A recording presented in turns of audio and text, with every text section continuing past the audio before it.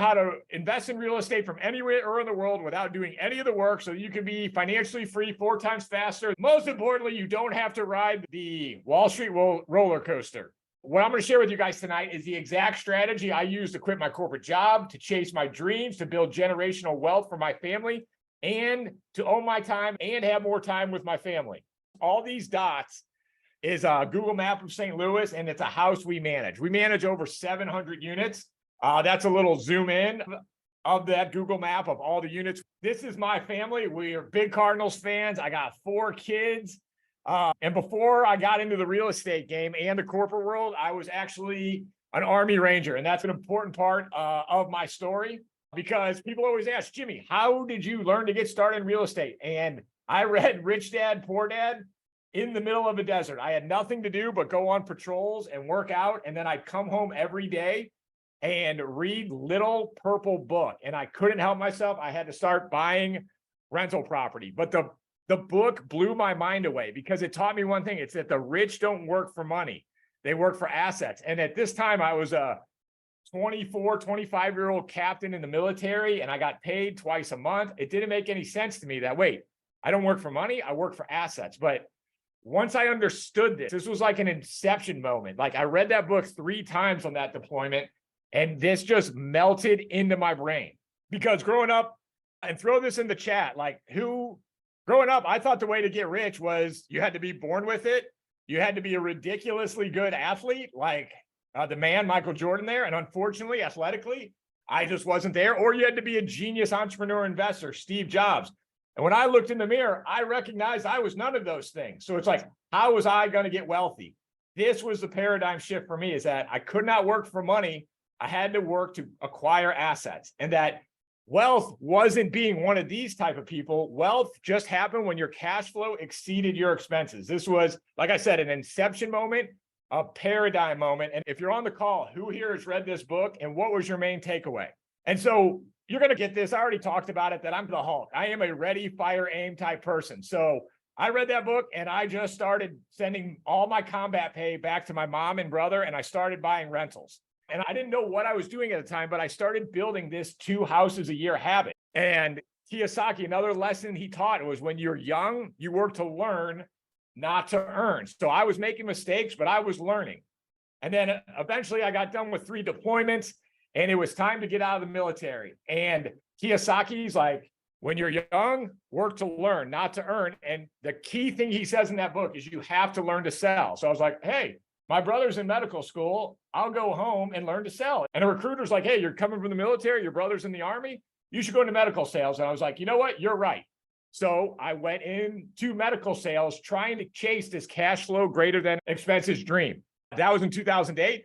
And so I left the military with 6 houses. Now in 2009, I met my beautiful wife, Susie, and guess what I did?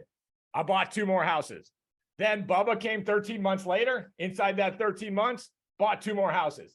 Tommy came 2014, bought 2 more houses. And then finally, John, we rounded it out with Johnny in 2015, and I bought 2 more houses. So I got 4 kids, and I was engaged for a year. That was 10 more houses, and I left the military with 6. So I was up to 16 houses at this point.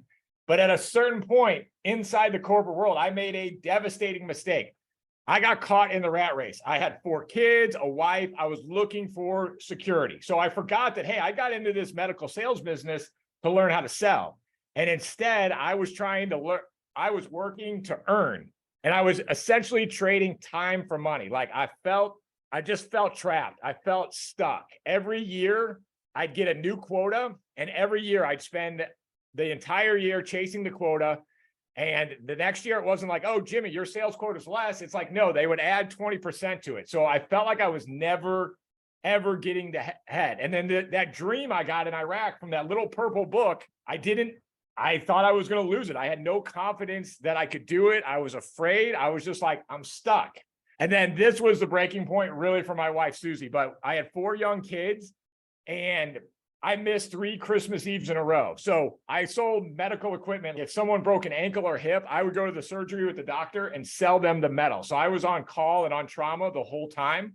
And so after missing 3 Christmas Eves in a row, my wife had enough. We have to find another way. There has to be another way. And quite frankly, I felt stuck. I didn't know there was another way, but then I was like, wait a minute, I have these 16 houses, that little purple book. I'm like, there's got to be a better way out there. And so here was my plan. I just remembered Rich Dad Poor Dad, and then I was going to buy anything that I was going to buy anything that cash flowed until it equaled my expenses. I wasn't going to plan. I wasn't going to think. I was just going to use brute force. Once again, ready, fire, aim. So now here was the conflict. I was already in one rat race. I would get my bonus at the end of every year and I would invest it, not knowing what I was doing. And by the end of the next year, I would lose all my money and the cycle would just repeat. So now I was in two rat races. I was in my corporate job rat race, and then I was in a rat race as a failing investor, always losing my money in a 12-month period. And so I was making a ton of mistakes, but what we're going to learn today is what stopped that madness. And that got me financially free, allowed me to buy assets, and it allowed me to be a better husband and father, and it got me unstuck. So here are the tactics we're going to go through today. And tactic number one, never invest in an asset in which you can only win in one way. Tactic number two, you got to understand wealth is a team building sport. And number three, really, you only have to buy 2 turnkey assets a year or 2 assets a year to become financially free. Hedge funds have been buying up a ton of real estate. I don't know if you know this. Wall Street is trying to get on to Main Street. Wall Street's trying to become your landlord. They are buying up millions of houses year over year. It always occurred to me, and I know in our community and cash flow tactics, it's like, why would Wall Street want to get onto Main Street? Like, do they know something we don't know? And then furthermore, if I could short circuit Wall Street and not send my cash to Wall Street, because all they do is then put it on Main Street, would that benefit me? And I'm going to go into the night that yes, that would benefit you. And here's what these hedge funds understand. Like single family rentals are starting to become an institutionalized asset for these secrets I'm about to share with you right now. But here's what I mean. Never play a game where you can only win in one way. Think of that. A game that you can play, you only win in one way. It's like football before the forward pass. All you could do before the forward pass is line 11 guys up against each other, and they would just bang heads and run the football. Sounds like a very boring game. It's probably why the NFL wasn't that popular. And so I like playing games where you win in several ways. You got my man Mahomes. I like to win in the aerial game with passing. I like to win with special teams and kicking. I like to punt returns. And then, of course, running the football. You only play games where you can win in multiple ways. The problem with traditional financial planning is that it's a complete speculation. And the only way you make money is when you buy low and sell high. And when you only win one way, that's like football before the forward pass. All you could do is run the ball. So Wall Street investing has always been so boring to me because you got so many people trying to win one way. They're trying to buy low and sell high. It's like playing chess versus checkers. Like real estate is chess. It's beautiful. Traditional financial planning, it's simple checkers. It's so boring. It's buy low, sell high. Now, here is a graph of the stock market since 1870. All the red here is years where you would have gotten destroyed trying to buy low and sell high because the market fell the entire time. And so you got a lost decade between 2001 and 2010. You got another lost decade in the 1970s. It's just, we're going to do an exercise real quick to show how traditional financial planning will never get you where you want to go. And then the other thing is all the financial reporting, it's never adjusted for inflation. The dollar, they just printed during COVID a third of the monetary supply. Everybody knows inflation is an issue and the dollar continues to lose value. And another great lesson I learned from Kiyosaki, that in an inflationary environment and technically, if you're going to call your 401k savers are losers. I was 35 when I first started, pretty much 2015 when we had Johnny. So at that time, I was 35. My annual income was $200,000. How much I was trying to save each year, I was definitely not saving $100,000. I was saving about $20,000 for retirement. And then at the time, there's no way I had that much retirement assets. At the time, I had about $50,000 in retirement assets. As you guys click on through, let me know when you guys are done and report back the numbers. So at that time, my current path to traditional retirement is I would need $5 million worth of assets, and I would need a close to 6% annual rate of return. And I could get financially free when I was 83. Awesome. Now, what I wanted to do is I wanted to be out of the game in 10 years. So to do that, I would need a 46% rate of return. Probably not happening in the market. I'll just repeat my numbers. When I was 35, my annual income was $200,000. I was saving 10%, which is good and responsible. And then at the time, I had $50,000 squirreled away for retirement assets. So my financial planner would say, hey, Jimmy, you need to fill up $5 million in your 401k in order to be financially free one day. And the average rate of return at 5.29%, I could get there if the market never crashed when I was 83. So it was not very inspiring to be that stuck for that long. And so I wanted to be financially free in 10 years. So I put 10 there back in the time. So I would need to get a 46% rate of return, which is not necessarily possible. The point of this exercise, why we take people through this, is just show you like what your current financial plan, traditional financial planning, it's just the math never pencils. It never works out. And so I had this realization, and then I knew I had to start doing something about it. So the reason we show this to people is just to show, hey, this is an unwinnable game. What I realized is what I needed to do, I needed to find a big pile of cash flowing assets. And so, yeah, I've already talked about it. I was like, okay, I'm going to get anything that cash flows. In 2015, I spent running around like a chicken with my head cut off because I did the ready, fire, aim game. And I was looking for cash flow in all the wrong places. I was still buying my 2 houses a year. I was doing a multi-level marketing business. I was trading options. I was investing in oil wells. I was trying to do an eBay store. I was everywhere. Like when I say, remember, I'm the Hulk. When I say chicken with my head cut off, I mean it. I was doing everything. And I was chasing this dream of getting my cash flow greater than my expenses. And like I said earlier, I was now in 2 rat races. I was in my corporate rat race and my horrible investor rat race. And it was defeating. And I felt like Dorothy on The Wizard of Oz. It was just like, if only I could get behind the curtain and see it. Some people seem to be successful in real estate. It's like, how are they doing it? I have to figure this out. And so here's what I realized I was missing. I didn't have a plan. I didn't have a scoreboard, and I didn't have any systems. And I was a lot like the underwear gnomes. They had a simple thing. They had a plan. They were going to collect underpants and they were going to profit.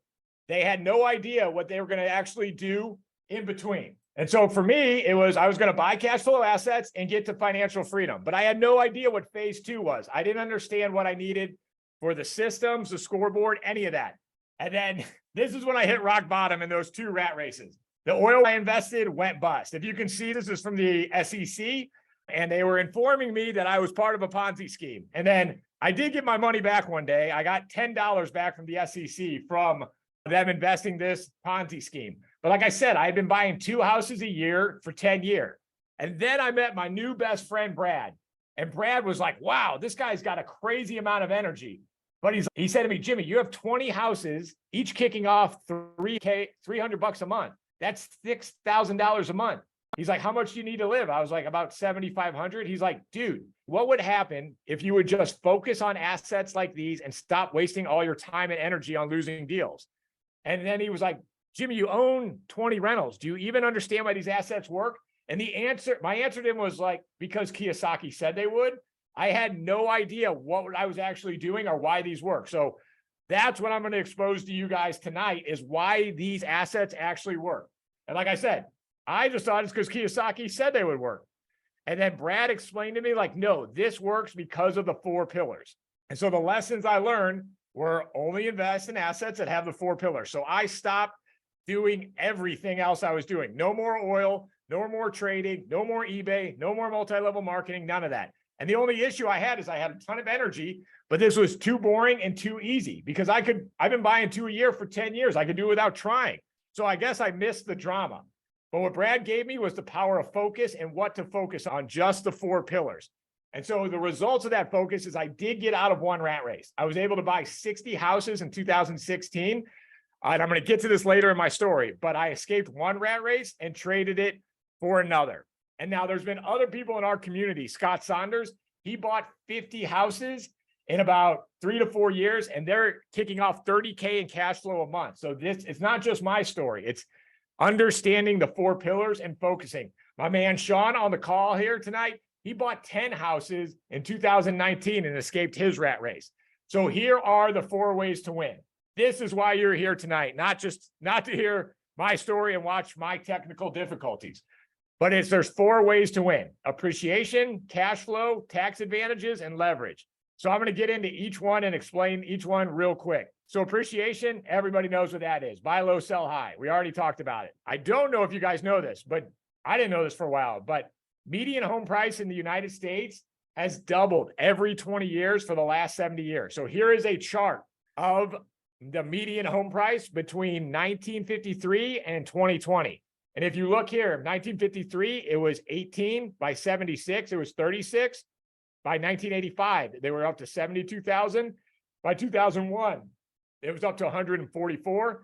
And by 2020, the average home price was 288. Like this little dip here, even with the Great Recession of 2008, home values recovered enough to still double every 20 years. Nothing on the stock market doubles every 20 years.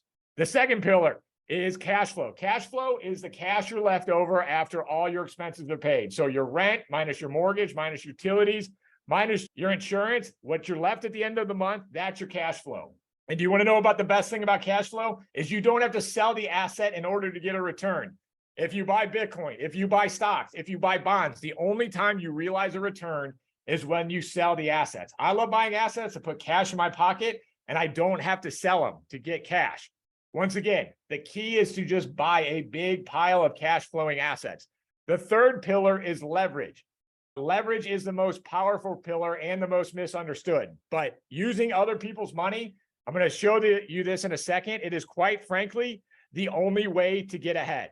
And then I'm going to bash traditional retirement or traditional financial planning one more time. But if you guys ever asked yourself, this was a huge paradigm for me, but if stocks and qualified plans are so safe, why can't you take your 401k, your retirement plan to a banker and have him give you a line of credit on it?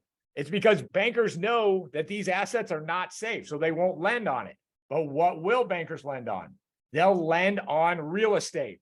The Oracle of Omaha, Warren Buffett's take on leverage is that the 30-year mortgage is the best instrument in the world. It's outside the scope of this workshop tonight, but a 30-year mortgage backed by real estate, it's amazing. Not everybody can get this type of financing. Only homeowners, only investors in real estate can get this.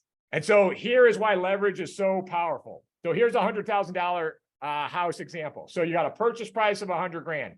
If you leverage it, you only need 20 grand to buy the house. And then, like I just said, houses they double in value every 20 years. So that's about a 5% appreciation a year that you can count on. And so year one appreciation, if you buy it with cash, you get a 5% return because it went up 5 grand. Now, if you use leverage, you get a 25% return because you had made 5 grand, but you only put $20,000 down. That's a 25% return. What leverage does, that third pillar, is it amplifies your return. It is beautiful. It's the only way you can get ahead. And number 4, taxes. This is the number 1 destroyer of your wealth. If you ever want to be wealthy, you have to mitigate your tax burden. So a lot of you might understand this concept, but depreciation is how real estate works. So in 1913, when they started the income tax, factory owners and farmers were like, hey, I'm losing money. My tractor equipment's, my farm equipment's going down in value. My factory equipment's going down in value. And I'm not able to put that on my tax return at the end of the year. So the IRS is saying, hey, you know what? You're right.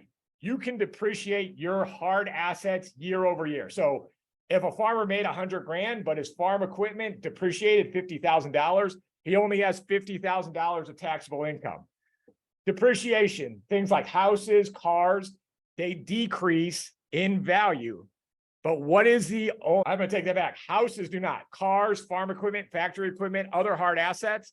But what is the only asset that depreciates and loses value to the IRS, but appreciates in real life? Can you guys guess? Can you guys throw it in the chat? That's right. Real estate. The reason This real estate really works for two reasons, because you can use other people's money and because of depreciation. So to the IRS on my tax return, my rental portfolio is losing value every year. But to the banks and to the market, my houses are appreciating every year. They're going up at about 5% a year. It's amazing. So cash flow, this might be a little hard to understand, but cash flow from single family rentals, it's as close as you'll get to tax-free wealth, because I make about $3,000 a year in cash flow a month from a house, and I lose about $5,000 in value for the IRS as the depreciation schedule they have it on. So to the IRS, I'm net $2,000, but in real life, I'm up $3,000. It's amazing. And then do you guys like back to Kiyosaki, the wealthy do not work for money. What the wealthy do is they buy assets and they pool lines of credit, and then they spend the lines of credit. And why do they do that? Because when they borrow money, the cash they get is tax-free. And so let's do a little bit of math here. So tax and leverage have to be combined. So to buy a $100,000 house, really, you got to make $135K. That's defeating. So if your plan is to buy these assets with cash, like probably not going to work out, right? Now, tax and leverage have to be combined. So to buy a $100,000 house with other people's money, how much cash do you have to actually earn, Sean? Here we go. 20%. That's the beauty. So about $27,000. That 20 grand you make is still going to be taxed at 35%. So that's where the extra 7 grand comes from. But to scale and move faster, it's definitely all about, you have to use leverage. Because here's the bottom line. And this is a hard thing to accept, guys. Dave Ramsey will not let you accept this if you're listening to him, but it's mission impossible. It's impossible to become financially free if you're using your own money, because quite frankly, you're left with too little cash after taxes. When I was in the corporate world, I was keeping about 60% of what I actually made. So you got to find, we just went through in this workshop, like traditional financial planning will not get you where you want, savers or losers, and not using leverage and not finding tax advantages will also leave you in the same spot. So this is why it's tactic number one. Only invest in a place you can win 4 ways. This is playing chess. And then I'm going to go through an average example of a 4-pillar return. So here's the cumulative return on a house. So pillar 1, appreciation. You guys probably already know the answer to this. The house, if it's a $100,000 house, Sean, how much can you bet it'll go up in value a year? 3 to 5% is very common. Yeah, so call it 5%. So everybody knows about appreciation. It's the number one, what everybody talks about. And so if you use leverage, what's your actual return? Well, yeah, about 20%. That's the best part. That's the magical part right there. Your return on appreciation isn't 5%. Since you use other people's money, your return is 20%. And so if you guys take one thing away from this workshop tonight, it's that leverage amplifies returns. So here is we're going to go through cash flow. This is if you can look at this pro forma, it's a $100,000 house rented at $1,000 a month. This is your stereotypical house that we sell here in St. Louis. You're going to get a 10% cash on cash return. You're going to put 20 grand down. You're going to make about $200 a month, 10% cash on cash return. So here's the cumulative return. You got a 20 to 25% return on appreciation, 10% on cash flow. Now, pillar number 3, remember, you take this loan out, but it's not you paying down the mortgage, it's your tenant. And so the tenant is paying down your mortgage. So you're making about a 5% return year over year on mortgage pay down. Then pillar 4, taxes. Like I said before, the cash flow from the house is generally tax-free. We calculate that to be a 3.8% return. So when you add it up, appreciation 20%, cash flow 10%, amortization, I'll call it 5%, and then tax savings 4%, you're looking at a 39% return year over year. This is why real estate is the greatest wealth producer ever. It's not just the cash flow. And so what I'm going to take you through, this is a house I just sold. This is Meadowcrest. It is in St. Louis, Missouri. Here is what we call our Empire Builder software. Let me see how I can build them. How do I blow this up? So right here, you got this house. I'm going to sell it for $132,000. It rents at $1,200 a month. It's going to give the buyer about a 8.8 cash on cash return. Now, the real magic of it, what we do it here at Cashflow Tactics, and what I love about it is we're going to show you the return over 10 years. And if you look at this 10-year projection, year one, 35% cumulative return with all the four pillars. So 35%, and it only gets bigger, 38%. By 10 years, you're making about a 70% return because your cash flow opens up. Because with inflation, you're going to raise rents, but the cost of your loan, your mortgage payment stays the same every year. Like, Sean, is it starting to make sense why real estate creates so much wealth? Yep. It's the power of the four pillars. It's when they all work together. You only play a game that you can win four ways. Like, you're supposed to be jumping for joy in the stock market if you make what, like a 7% return before taxes? Like, the traditional financial planning won't get you there. So why single family rentals? Because you can win in four ways. And then my favorite line from Anchorman, 60% of the time, it works every time. And then it's outside the scope of this workbook, but these 30-year government-backed loans in cash flow tactics, we call them middle-class welfare payments. So if you're employed and single or have a non-working spouse, you can get 10 of these phenomenal 30-year mortgages. Married, you can get 20. So this is how people do 2 a year for 10 years. Sean, I'm going to pause for a second. Anything interesting going on in the chat? Let's see here. Yeah. No, this is the way you become financially free. This is the way that you make your money work is by utilizing other people's money right here. I'm going backwards. Okay. So just to reiterate, guys, 4 ways to win: appreciation, cash flow, tax advantages, leverage. When I was running around in 2015 with a chicken with my head cut off, it's because I didn't understand you only invest in things that have the 4 pillars. Brad is a great friend and he's a great mentor to me because he showed me that. So is real estate the only place you can win in 4 ways? There's actually 2 other places. You can own your own business and a vault. We're going to get into that a little bit later in the workshop. So you might be saying to yourself, why, if this is true, Jimmy, if 4 pillars is the only place to invest, why does everybody invest in real estate? It's because Wall Street's done a great job at marketing and they've made it simple. All you have to do to buy and sell is hit a button. We, as the real estate community, has made this too difficult. That's why Cash Flow Tactics is trying to alleviate this problem. This is how we've gotten over 3,000 houses purchased, is we're trying to make it easy. And then it's also easy because you can only win in one way. It's not that hard to think about. And so at this point, people are like, all right, Jimmy, I'm sold on the 4 pillars. Real estate sounds great, but what about all the tenants? Look at this house on the left. That is disgusting. I have walked into house. I have bought houses like this. What about the termites? What about the toilets? I had to overcome that objection as well. I had to go through that pain of pretending I could do real estate without a team. But what you're going to learn now, tactic number 2, is that wealth is a team building sport. Because the most common, like Sean, I believe everybody wants to be in real estate. Have you ever heard anybody, oh, I don't want to be in real estate? Yeah, 99% of Americans want to invest in real estate, but 98% of them think it's too hard. But not a Cash Flow Tactics. We're going to show you how we made it too easy.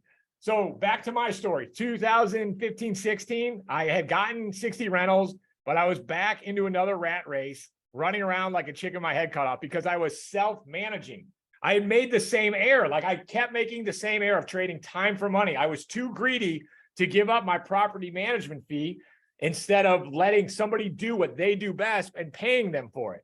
So now I decided to I traded my high-paying corporate job for a low-paying job in real estate. And quite frankly, more than ever, I wanted my time back because I was still chasing the same goal: cash flow greater than expenses. I wanted to control my time.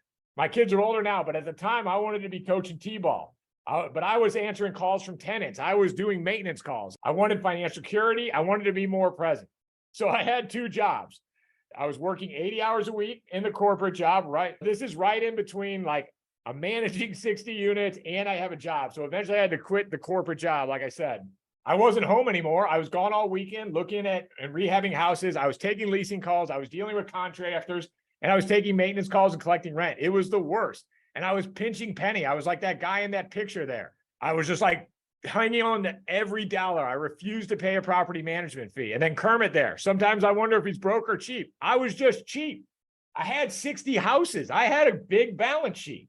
And then I had to remember back, like, how did I own real estate before I moved back to St. Louis? I had a property manager, and that was easy. I would go out and fight wars in Iraq and Afghanistan, and I didn't have an option. I had to pay a property manager. And so I was tired of my low paying job in real estate. I had to get out of this next rat race. And this is what scares people off from investing in real estate. And I was back to trading time for money. And then I was overwhelmed and wanted to quit. It wasn't as bad as missing 3 Christmases in a row, but it was pretty bad. So then I had to start building a team. And so first thing I needed was a property manager to take the tenant calls, get that off my plate. Then I needed a leasing manager to do something with the calls once no new prospects called. Then I had to stop taking maintenance calls. I needed to get a handyman. Then I had to find a general contractor to do the rehab. That if you can work with a team or build a team, that makes real estate easy and fun. You got to have somebody to fund the investment. You got to negotiate for the investment. This I still do when I buy houses because it's just too much fun. Then you got to find somebody to fund the acquisition. You got to complete the rehab, make it rent ready. Then you got to secure and qualify the tenant. You got to collect the rent. And then you got to respond to the maintenance calls, and you got to deal with the late rent and eviction. And then finally, you get wealthy when you can rinse and repeat this. Like right now, we manage 700 homes. I'm able to easily grow my portfolio when I choose to. Our people in Cash Flow Tactics are able to easily buy assets and let that team, this is everybody I have on my team. It's a team of 25 people that make this actually fun and easy. There's a picture of the team at Christmas, but wealth, freedom isn't created. Remember what Kiyosaki said, it's not created by working. It's created when you can rinse and repeat. So if you're working a full-time job and then trying to buy houses, it's very hard to do. Sean, can you do it without a team? Because how many cities do you buy houses in? Yeah, I'm in 3 different cities, but yeah, I'm 2,000 miles away from all of them. So there's no way I could do it by myself. But once you were able to work with a team, were you able to grow your portfolio? Absolutely. So tactic 2 is you gotta understand it's a team sport. And the main objection is, oh, I don't want to give 8% to the property manager. So I usually sit people down and I do the math and I'm like, how much do you make an hour? And most people make about $150 to $100 an hour. So a lot of people, a lot more. And I'm like, one house, you pay a property manager $100 a month, or you could spend 10 hours managing your property. Most people are like, wait a minute. It's only cost me an hour of labor. I'll go work an extra hour, pay the property manager and move on. That math makes sense, right, Sean? Makes perfect sense to me. And my own story, once that property management team was in place, I was able to go from 60 to 150 houses. Like I was able to start building some true wealth. And I was able to escape my corporate rat race and my low-paying full-time job in real estate rat race. But I didn't start escaping until I started working with a team. And then I met my next best friend, Ryan. He had 30 houses at the time. He bought all over the Midwest and he lived in Utah. And I was just like, Jimmy, build this team, because he's like, I keep building my portfolio because I work with a team. And I was just like, man, property management's so bad when I'm doing it. He's like, that's right, build the team. So I did it the hard way. Maybe I just like pain. I'm just like Ron Swanson here, pulling out my own teeth instead of hiring a dentist. But I realized talking to Ryan, and then after my team was built, that I had done it the hard, slow way, and there was a smart, fast way. And that's what everybody in Cash Flow Tactics is doing. They're doing turnkey, rinse and repeat. You do not want to do this on your own. Do not make the same mistakes I did.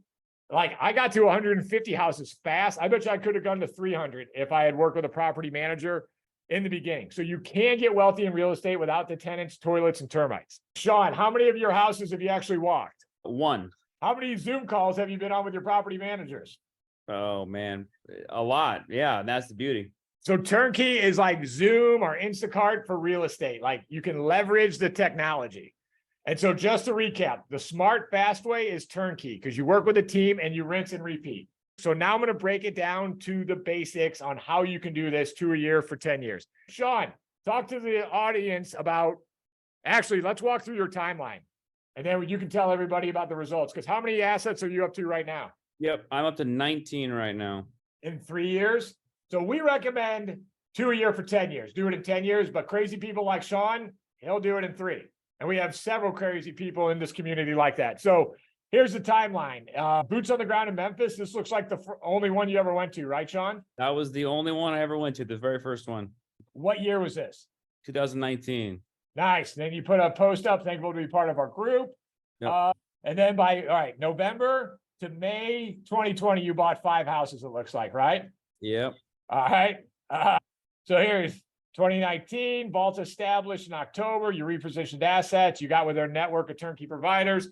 6, 7, 8, 9th in 2020. Nice. That's when you jailbreak some funds, right? Yep. Then after 2020, you learned an interesting method we use in cash flow tactics called the Berkey method. Then you Yep. learned how to partner and access capital. And then you did your 10th house in November 2020. Beautiful. Sean right here, I myself is living proof that it can be that simple. If you're looking to be financially free in 10 years or less, you can do it. And then there's different ways to win. It's not just through the cash flow, which is something very interesting that I discovered. But Brad invented this method. He didn't invent it, but he popularized it, called equity stripping. This is the power if you buy 2 houses a year for 10 years. So let's just do a quick case study. Here's 10 years. Year 1, you buy 2 houses. You guys see pretty much me between 2015 and my story. So boom, 20 homes, 2 a year for 10 years. Now you've owned a home. How fast does it take a house to double, Sean, in value? Yeah. About every 20 years.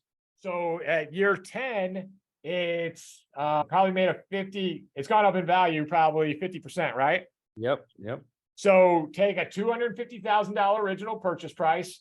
This example, we're using pretty much twice the value of our regular turnkey. In 10 years, that market value is up to $411,000. Yep.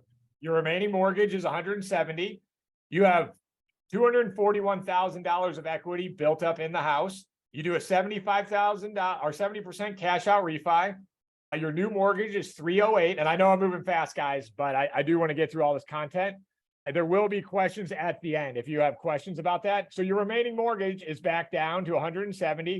You But get to here comes cash the out magic. $138,000. And now on a line of credit, that money is not taxed. You will get all the cash. I have executed this strategy several times to buy more assets or to just pay off debt or to do anything I needed 100 grand for. So that's $138K tax free from just playing the long game and owning these assets. Okay, so what do you do in year 12, Sean? I want another 100 grand. Yep. You do the same thing with the next 2 houses. You do the same thing from the houses from year 2, another $144,000. It's amazing how this works. And then you just repeat it for 30 years. But that's a quick way. It's called equity stripping, how you can get 100K a month in annual cash flow. And then just all you do with the houses from year 11, you repeat the same thing in year 21. It's magical. And so this is, even if your houses don't cash flow at all, you can still execute this strategy. Our boy Ryan, he actually did this with his rentals. He needed $1 million down payment for his dream home. So he stripped all the equity out of his 30 rentals. Boom, down payment for his house build. Now him and his wife live in their dream home. It's amazing how this builds wealth. Now you might be asking yourself, where can you get the cash to buy 20 houses? So that's a big obstacle. That's 25, if there's $100,000 houses, that's 25K times 20. You need 25K per down payment times 20. That's $500,000. I don't have $500,000 laying around. Let me show you guys something called the snowball effect. So this is a chart of, let's say you buy your first house up here. And I know this is small, but you get $250 month 1 from that house. And then you deploy month 2, you get your second house. That's 2 a year for 10 years. So you can see you're getting about $2 grand a month in cash flow, or sorry, $500 a month in cash flow, but the stuff's starting to add up. Then you buy your third house in month 13. And then you buy the next one in month 18, another 6 months. And so if you guys, is this making sense, Sean? You're just letting that cash flow add up, right? Absolutely. Yep. Okay. And so by month 36, all your cash flows added up to 30 grand. Guess what that gets you? Another down payment, right? So here's the snowball math, like I just showed you. So houses 1 to 7 are going to require your own cash. So you might 25 times 7 is what? $175,000. So you might be like, Jimmy, I don't have 175 right now. That's all right. Like you don't have to do this. There's no exact formula. Sean did it in 3 years. Other people do it. It takes them 12, or maybe they still do in 10 years, but they do a lot of their buying in the back 5. So here's the deal. Houses 1 through 7 will require your cash. How fast you do that is on your own, but you could do it if you go by this, a house to a year. So a house every 6 months. Here, how's this would work? I'm just trying to show the concept of the cash flow snowball. So cash flow will pay for your 8th house in month 38. Then you got to buy house 9 with your cash reserve. By this time, if you have 9 houses, you've learned how to raise other people's money. And so we have several creative solutions on how to get your 9th house. Cash flow then builds up, pays for house number 10 in month 48. You got to buy 11 with your own cash reserve. But you got to remember, this whole time you're still working, you're still saving, you're still growing. So you're saving up those down payments. Then cash flow pays for house 12 in month 52. Then you buy, once again, buy house 13 with your cash reserve. And then this is where it starts to get fun. Cash flow pays for the houses 14 through 20 starting in month 23. Did that math make sense, Sean? Yep. And that is when it gets very exciting. So Sean, have you bought any of your own houses with some of the cash flow like buildup you've had? Yeah. The last 3 actually, yeah, have been not my own money. Beautiful. Just letting the cash flow build. Yep. Ridiculous.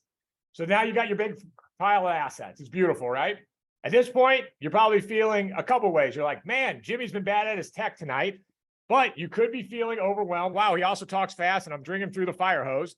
And then, oh, you might be super excited. Be like, I see my path. I see how I'm going to get this done.